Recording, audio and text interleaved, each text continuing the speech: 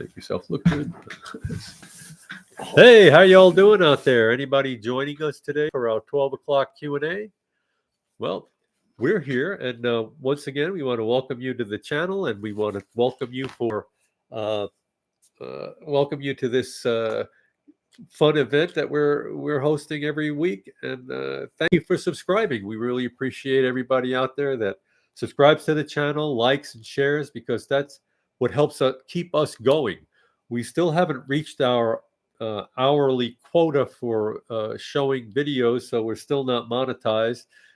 This is certainly only coming out of Fred and ours pocket, which we don't mind because we really enjoy doing the show, but we also would like to get some additional funds so that we can uh, go out and visit everybody at different states and different locations and get your stories too. Uh, so Fred and I were talking about an incident that happened in Phoenix just recently uh, involving TCAS. So Fred is going to bring it up. I mean, we're not going to make any judgments. We're waiting for the NTSB reports to come out. It's only fair to get everybody's side of the story. The news likes to jump out there and grab all the attention and amplify things. Uh, but we want to wait for all of the information before we even weigh in, if we decide to weigh in on it. But Fred's going to tell us a little bit about TCAS and his experiences with it. Fred? Good morning. TCAS is a system that was developed back in the mid-70s. And initial testing, NAFEC is the FAA's test bed out near Atlantic City. And after they tried to test it and develop it on the ground, they put it into two aircraft that would go up and fly. And their job was to get into an area and fly at each other and see if this thing worked. Personally, I wouldn't want to be one of the pilots in one of these planes in case this little system decided to take a break that day. But there were various times where they would fly at each other and get pretty close. As the system developed more, they would get closer. And then they started getting out to the edges of their protected airspace. And I personally think they were using the system to see how it would react to other airplanes. So there were a couple of times where I'd come screaming on the frequency to get them to turn back to stay in their protected airspace. The system is developed through that time to where it has been perfected more and more. And it's gotten to the point where it's so reliable. If a controller gives a pilot a turn and the TCAS is giving an alert, it's the pilot's responsibility to react to the TCAS alert before the controller's alert. So the situation in Phoenix, I would hope they had gotten some TCAS alerts to get those airplanes separated. Again, it gets, the airspace gets so crowded at times where human reaction as opposed to a computer reaction can't be as fast.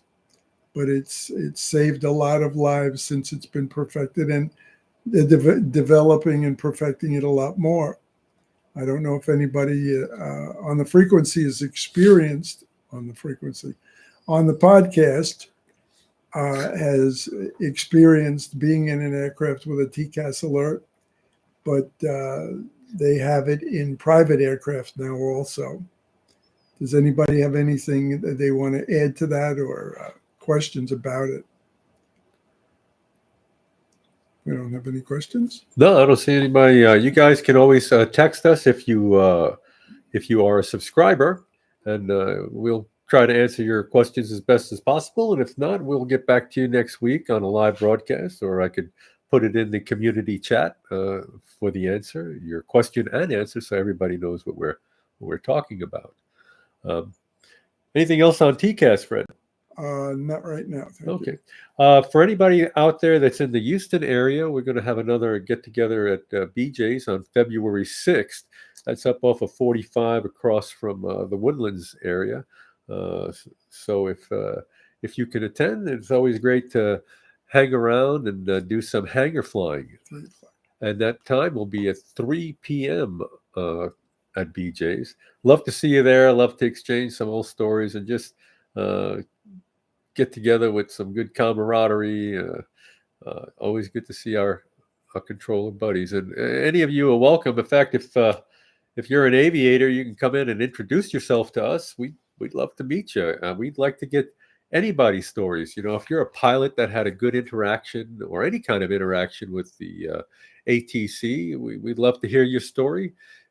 Share it with other controllers and get their feedback on maybe what happened or what they saw was part of your exchange. I'd like to open it up now to questions and answers. I only see one person on there. If you want to, you can text us and if you have any questions. If not, we'll just move along and continue to have this broadcast at noon every Sunday. If not Fred and I, it'll be me. If not me, it'll be Fred. We'll definitely try to make this happening once a week. We want to keep you guys engaged, and we do want to get your feedback. If you have anything you'd like to see, you can go to the community section of the webpage and you could text us a request. Or if you want me to interview, if you want Fred and I to come out and interview, if you want to come here and interview with us, or if you want to get set up on a schedule for when we do a group interview, just text us or email us off the page. What do you think, Fred? Yeah, love to hear from you. Yeah. So with that said, we're going to go ahead and close this session out. Looking forward to maybe next week, you guys joining us. Give us your feedback on the channel. Love to hear it. Please remember to like, subscribe, and share. We really need those thumbs ups out there on the products that we're putting out. And thank you, everybody that's participating. Without you, this would not be happening. I've been getting a lot of feedback, people really enjoying the channel, thinking that what we're doing is really fantastic. And I really enjoy it. I like hearing the stories, and I like being with you guys also. It's just a lot of fun, and it's almost therapeutic in a way. Fred? Oh, yeah. It's a good way to clear your sinuses after all those years of working airplanes. Yeah. Clear your sinuses for sure. But thank you so much for being here. We really appreciate you. And like I said, if you have anything that you'd like to see, or if you want to participate, just send us a message, either email, community. I check that every day. And please keep your comments above board. We're not going to allow any disparaging remarks. This channel is not to put people down. It's actually to show the aviation community what we are like as air traffic controllers, what we were like as air traffic controllers, what we went through, our experiences, the way the system has been modified over the years, the growth of the channel. I did put something out last week about how to become an air traffic controller, how to get on the FAA webpage, and you could click on a link, put your name in, and the next time the test comes up, I think they'll inform you. We do need good air traffic controllers. So if you've got the chutzpah, you think that you remain calm under extreme pressure, you don't bring any drama with you, because nobody likes drama except if it's in the movies on the screen, you could definitely be an air traffic controller then. And there's so many different varieties. You have a tower controller. They're the ones that are up there at the airport controlling the concrete and 5-mile radius of the airport up to 4,000 feet. They deliver all the flight clearances to the aircraft. They're the ones that say cleared for takeoff, wind calm, or whatever the wind is. And then they hand them off to the next branch, which would be the approach controllers. They take you after they reach the 5 mile mark on your way up through their airspace. Sometimes the airspace is up to 10,000, sometimes the airspace is up to 16,000, and they hand them off to the air traffic control and route center, which is what Fred and I were center controllers. I was an approach controller for 3 years in the military, but my experience started back again in the FAA in Chicago Center, and I transferred to Houston. Fred, New York Center, and then he also used to train controllers at the Academy, and then Houston Center. So we definitely have some experience we could share with you, and we're bringing as many controllers that are retired. We're only doing retired controllers. We don't want anybody to say anything that might get them crossways with the FAA, and I do edit any comments out. But once again, love to have your comments. Love to see you on the channel. Thank you so much. And those comments, please keep them above board, or else they won't make the page.